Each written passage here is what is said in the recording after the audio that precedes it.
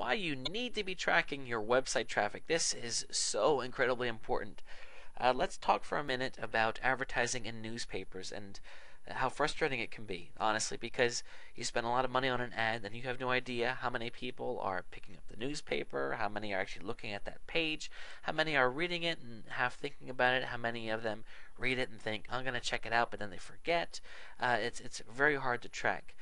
With a website, we can track amazing things. It's something when I talk to people that don't realize that this is in place, their jaw drops to the floor when they realize what they can really be doing to learn more about their site. Fortunately, the tracking is actually free. Google Analytics is the company that runs it. Of course, obviously, it's ran by Google, and it's really, really good. It's a simple line of code that you just place on your site. You can get your webmaster to do it, and before you know it, you can be tracking a ton of things.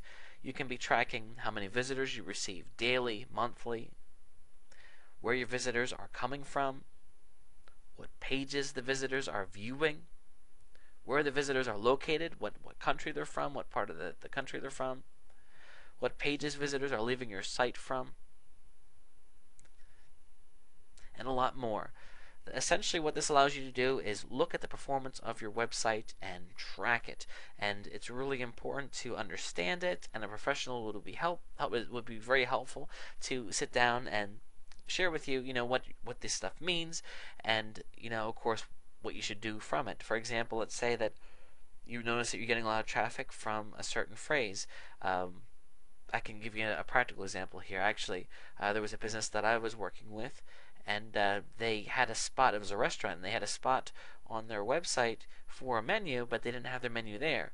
And I noticed that almost half the people that were coming to this site were going to the menu page, and of course it wasn't there. So they were actually interested to hear, and of course it makes sense when you think about a restaurant.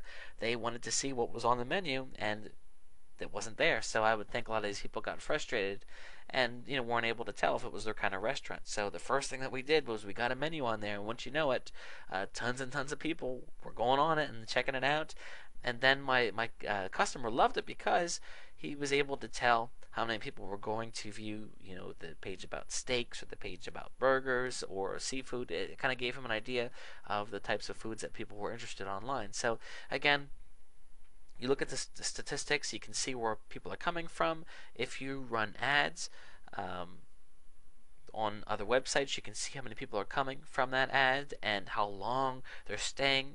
For example, let's say that you're running ads on a popular website and you're getting a lot of clicks. However, you're noticing that these visitors are not staying long, then that should give an indication that these visitors aren't the best quality. However, maybe you're paying a good bit of money for other traffic that's coming through, and you notice that these people are coming through and they're buying, they're spending a lot of time on the site. These are higher quality people. So the statistics are really invaluable, and I highly encourage you to check it out. Google Analytics is the site, and a professional would be happy to sit down with you and talk about how we can help you understand this and, of course, obviously take it to the next level.